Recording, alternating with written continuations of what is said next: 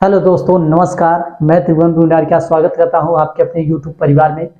देखिए, जैसा कि हम लोग जो है फिजिक्स के पार्ट 1 में जाना कि फिजिक्स का आवेश क्या होता है, उसके जो है इलेक्ट्रॉन वोल्ट क्या होते हैं, समझ रहे हैं। इलेक्ट्रॉन वोल्ट क्या होते हैं ये इसका पिछली वीडियो में जान चुके हैं। उसके आगे हम लोग आज जानेंगे कि जो है वस्तु का आवेश की विधियां, वस्तु को आवेशित करने की विधियां। कोई भी वस्तु है, जो भी वस्तु है उसको आवेशित करने की विधियां। तो अब वस्तु को आवेशित करने की विधियों के बारे में बात करेंगे। तो पहला विधि क्या है कि घर्षण के द्वारा हम लोग क्या करते हैं, घर्षण के द्वारा अब प्राप्त कर सकते हैं।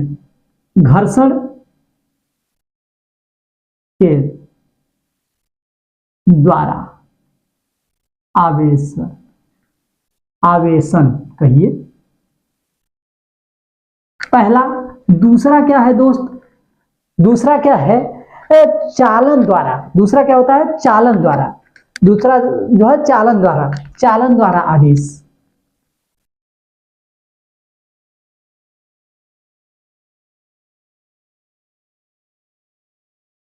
द्वारा आवेशन।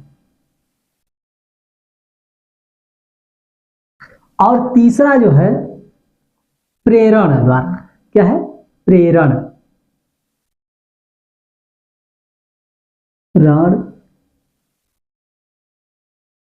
द्वारा आवेशन।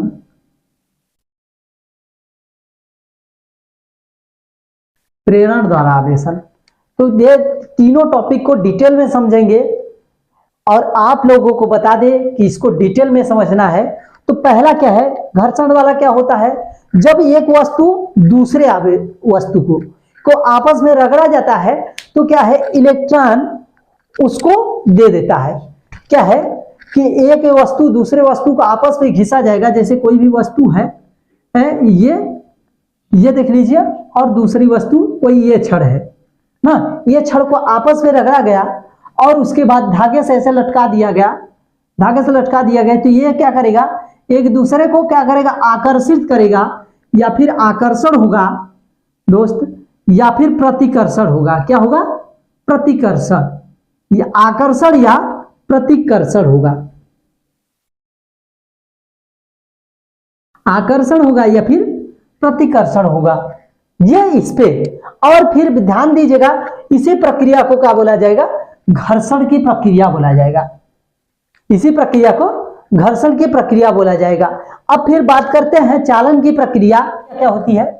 जैसा कि घर्षण की प्रक्रिया, आपस में दो वस्तुओं को घर्षण जाएगा तो आकर्षण करेगा, प्रतिकर्षण करेगा ना। लेकिन चालन की प्रक्रिया में थोड़ा अलग होता है। चालन की प्रक्रिया में क्या होता है, एक ठो आवेशित कर होता है और एक ठो अनावेशित होता है। एक आवेशित होगा, एक अनावेशित होगा।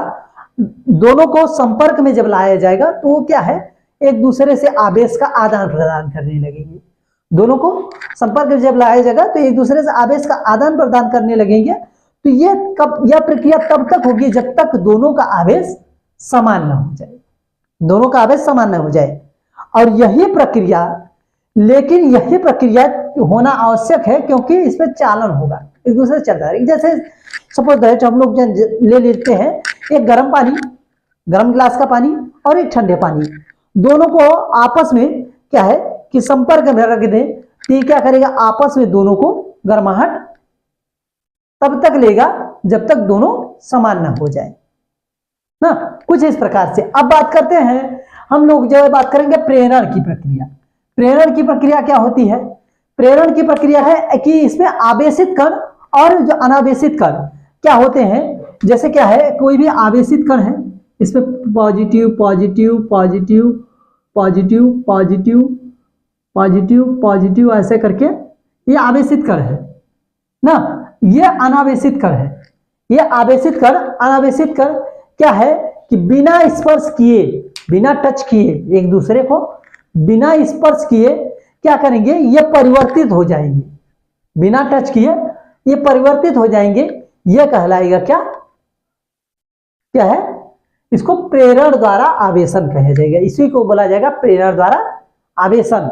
अब प्रेरण द्वारा आवेशन में क्या होता है कि कभी कभी जब जो क्या है कि हम इलेक्ट्रॉन का ऐसे एक तो इलेक्ट्रॉन ला दिए जैसा कि देख रहे हो इलेक्ट्रॉन ला दिए, तो ये क्या है, इलेक्ट्रॉन ला दिए तो ये इलेक्ट्रॉन को चार्ज कर लेगा, ये इलेक्ट्रॉन को चार्ज कर लेगा और जो है इलेक्ट्रॉन को चार्ज कर लेगा तो इलेक्ट्रॉन ग्रहण कर लेगा।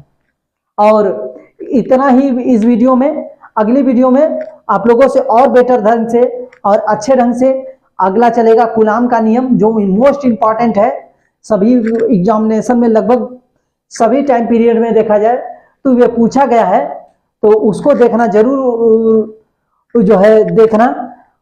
मिलते हैं अगली वीडियो में। थैंक्स फॉर वॉचिंग, धन्यवाद।